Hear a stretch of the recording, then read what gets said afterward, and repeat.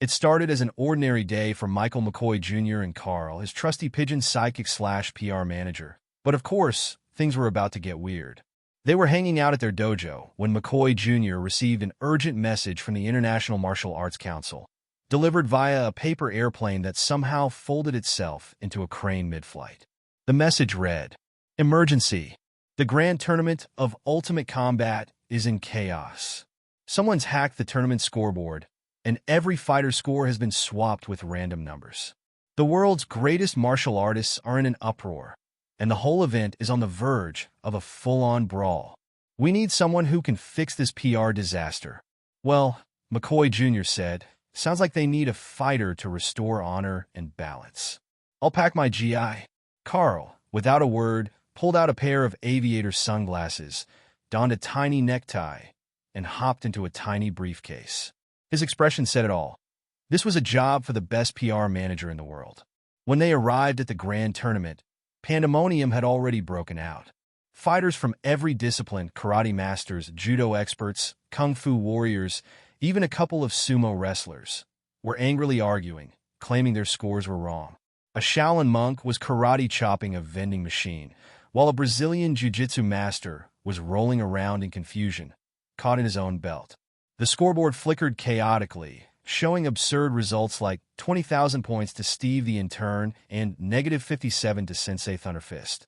McKoy Jr. prepared to step in and calm the fighters down, but Carl squawked and dramatically unfurled a clipboard. He had a plan. Before McKoy Jr. could even throw a punch or say a word, Carl flew up to the announcer's table, grabbed a microphone, and let out a commanding "So." Everyone in the arena paused, eyes on the small pigeon who, somehow, radiated authority. Carl then went into action, deploying a bizarre and intricate series of PR maneuvers. First, he flapped his wings dramatically and pointed at the scoreboard.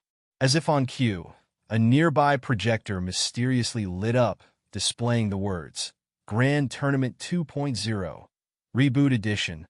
Carl, in his best pigeon approximation of a TED Talk, began pacing back and forth, clicking through a pre-prepared slideshow. Where did he even get this? Outlining how the glitch wasn't a disaster. It was a creative reboot. He explained that the random scores were actually part of a new challenge format, designed to push fighters to test their mental fortitude and adaptability. The audience, still bewildered, was starting to listen. Next, Carl flew over to the vending machine and slapped a sticker on it, "Official Tournament Refueling Station." Now, it wasn't just a broken vending machine, it was a strategic resource. Fighters were oddly comforted by this, as they gathered around, munching on protein bars and drinking sports drinks like it was all part of the plan. As tensions eased, Carl activated the scoreboard, which flashed a new message. Bonus points for unique martial arts creativity. Suddenly, every fighter was convinced they had a chance to win by doing something spectacularly strange. A Taekwondo master began shadowboxing while reciting Shakespeare. A judo expert broke into an impromptu breakdance battle with himself. And even the sumo wrestlers were attempting synchronized swimming routines in the nearby fountain. McKoy Jr. watched in awe as Carl, through sheer pigeon-powered persuasion, had transformed the chaos into an improvised showcase of bizarre martial arts talents.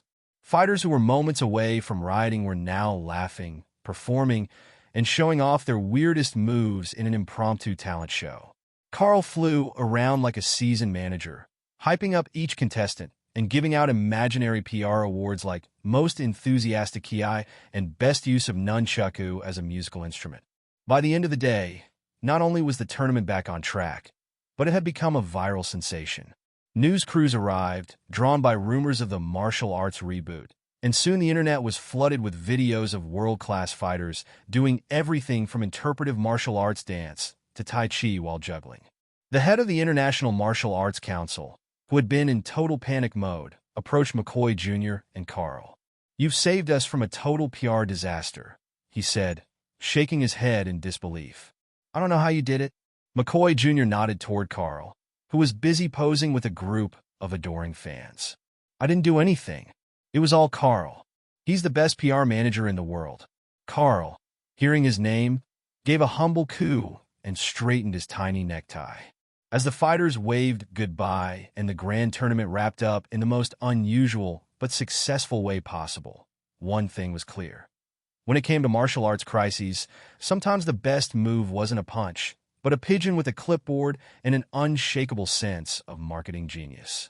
Carl, as always, had saved the day in the weirdest, most effective way imaginable.